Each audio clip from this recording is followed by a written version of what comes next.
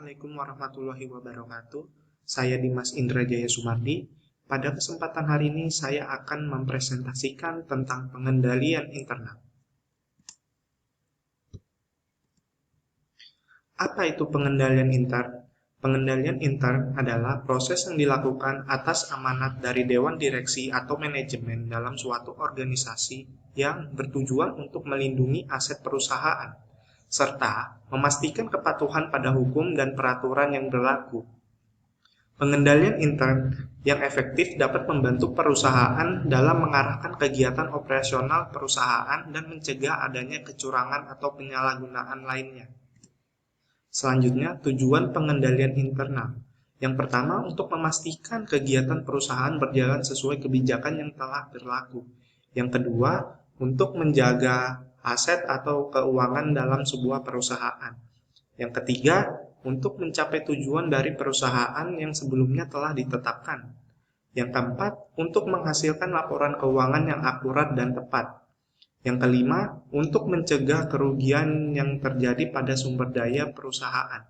Yang keenam, untuk memastikan sudah dipatuhinya kebijakan yang ditetapkan oleh manajemen perusahaan. Dan yang ketujuh, untuk mendorong efektivitas dan efisiensi kegiatan operasional perusahaan. Selanjutnya, jenis pengendalian internal. Pengendalian internal dibagi ke dalam dua jenis, yaitu pengendalian internal akuntansi yang meliputi persetujuan, keandalan data, pemisahan fungsi operasi, penyimpanan, pencatatan, hingga pengawasan aset atas kekayaan. Yang kedua, pengendalian internal administrasi yang meliputi efisiensi usaha, kebijakan direksi, analisis risiko, manajemen sumber daya, hingga pengendalian mutu.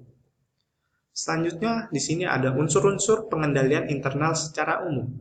Ada beberapa unsur sistem pengendalian internal, yaitu yang pertama, struktur yang mampu memisahkan tanggung jawab fungsional secara jelas dan tegas. Misal, dalam akuntansi harus ada dua orang yang bertugas secara berbeda, yaitu orang yang meminta transaksi dan orang yang mencatat transaksi keuangan. Yang kedua, sistem wewenang dan prosedur pencatatan yang memberikan perlindungan unsur laporan keuangan. Contoh, pengendalian internal kas perusahaan. Yang ketiga, melaksanakan tugas dan fungsi unit secara sehat. Misalnya, memberikan hak cuti dan adanya aktivitas audit administrasi. Yang keempat, mutu karyawan yang mampu mengemban tanggung jawabnya. Misalnya, menciptakan tata kelola karyawan yang baik, mulai dari seleksi hingga pengembangan karyawan. Selanjutnya, di sini ada komponen pengendalian intern. Committee of Sponsoring Organization of the Tradeway Commission mengidentifikasi 5 komponen pengendalian intern yang meliputi yang pertama, lingkungan pengendalian. Lingkungan pengendalian merupakan dasar dari sebuah komponen pengendalian intern lainnya yang membuat organisasi menjadi disiplin dan terstruktur. Lingkungan pengendalian mencakup suasana organisasi dan sikap manajemen serta karyawan terhadap pentingnya pengendalian yang ada dalam organisasi. Yang kedua, penilaian resiko. Penilaian resiko adalah identifikasi, analisis, dan pengelolaan resiko suatu organisasi. Suatu resiko yang telah diidentifikasi dapat dianalisis sehingga dapat diperkirakan tindakan yang dapat meminimalisirnya. Selanjutnya yang ketiga, prosedur pengendalian. Prosedur pengendalian adalah kebijakan atau prosedur yang dibuat untuk memastikan tercapainya tujuan perusahaan dan mencegah terjadinya kecurangan. Yang keempat, pengawasan. Pengawasan adalah proses untuk menilai kualitas kinerja pengendalian intern suatu organisasi. Pengawasan dilakukan untuk menemukan kekurangan serta meningkatkan efektivitas pengendalian intern. Yang kelima, informasi dan komunikasi. Informasi diperlukan dari pihak luar perusahaan. Manajemen dapat menggunakan informasi ini untuk menilai standar eksternal. Komunikasi melibatkan penyediaan suatu pemahaman yang jelas mengenai peran dan tanggung jawab individu berhubungan dengan pengendalian internal atas pelaporan keuangan. Selanjutnya di sini ada jenis pengendalian internal. Yang pertama, pengendalian internal akuntansi. Yang dikendalikan dalam pengendalian internal akuntansi ini meliputi keandalan data, persetujuan, pemisahan fungsi operasional, pencatatan, pengawasan, serta pengawasan aset perusahaan. Yang kedua, Pengendalian internal administrasi. Dalam pengendaliannya, internal administrasi mengurus beberapa hal meliputi efisiensi usaha, analisis resiko, kebijakan direksi, manajemen sumber daya, dan pengendalian mutu. Selanjutnya, berdasarkan manfaatnya, jenis pengendalian internal juga dibagi menjadi 3 kelompok, yaitu yang pertama, pengendalian preventif. Pengendalian ini digunakan untuk mencegah kesalahan yang terjadi. Dalam hal ini, secara otomatis akan dilakukan pengecekan yang dirancang untuk mencegah penyalahgunaan. Yang kedua, pengendalian detektif. Pengendalian ini digunakan untuk mendeteksi kesalahan-kesalahan yang terjadi dalam memasukkan data. Yang ketiga, pengendalian korektif. Pengendalian ini digunakan untuk memberikan informasi kepada pihak manajemen untuk memperbaiki kesalahan yang terjadi. Pengendalian ini dirancang untuk mengoreksi kesalahan yang terdeteksi.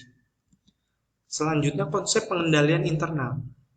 Di bawah ini ada beberapa konsep dalam pengendalian internal. Konsep ini biasanya diterapkan di beberapa perusahaan atau organisasi untuk tujuan perusahaan masing-masing. Yang pertama, pengendalian internal merupakan tanggung jawab dari manajemen perusahaan. Meski terlihat bahwa pelaksanaan pengendalian internal ini melibatkan seluruh anggota, namun tetap saja secara struktur manajemen yang bertanggung jawab. Yang kedua, memberikan kepercayaan yang wajar dan tidak absolut. Hal ini terjadi karena banyak pertimbangan mengenai kebutuhan, biaya, dan tujuan lain.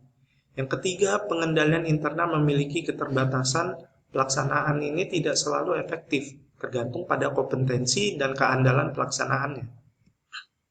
Yang keempat, sistem pengolahan data dalam pengendalian internal berguna untuk mengembangkan informasi terkait tujuan dari perusahaan. Yang kelima, pengendalian internal memiliki tujuan dalam laporan keuangan, kepatuhan, dan operasi tumpang tindih. Yang keenam, pengendalian internal dalam audit merupakan suatu proses pengembangan dalam akuntansi. Pengendalian internal ini adalah langkah komprehensif dan terintegrasi serta tidak ditambahkan dalam infrastruktur perusahaan. Selanjutnya di sini kekurangan sistem pengendalian internal. Pengendalian internal yang sifatnya terbatas juga menjadi kekurangan. Efektif atau tidaknya sistem pengendalian sangat bergantung pada sifat manajemen itu sendiri dan faktor-faktor lainnya. Kekurangan lainnya yang tidak bisa dikendalikan oleh sistem pengendalian internal di antaranya yang pertama, hubungan nepotisme dalam membangun sistem pengendalian yang kerap menimbulkan ketidakadilan pada kalangan anggota ataupun karyawan perusahaan. Yang kedua, praktek kolusi di mana sekelompok orang, baik konsumen, sesama karyawan, maupun vendor bekerja sama untuk melakukan kecurangan. Selanjutnya yang ketiga, anomali, kebijakan pemerintah dan kondisi sosial politik budaya di wilayah atau negara tempat perusahaan itu berdiri. Yang keempat, tindakan pesaing yang sejatinya di luar kontrol perusahaan. Dan yang kelima, perubahan perilaku konsumen. Misalnya konsumen tidak mau lagi menggunakan produk perusahaan karena nilai manfaat yang semakin berkurang. Demikian akhir presentasi saya, semoga bermanfaat untuk kita semua. Mohon maaf jika ada salah kata. Terima kasih. Wassalamualaikum warahmatullahi wabarakatuh.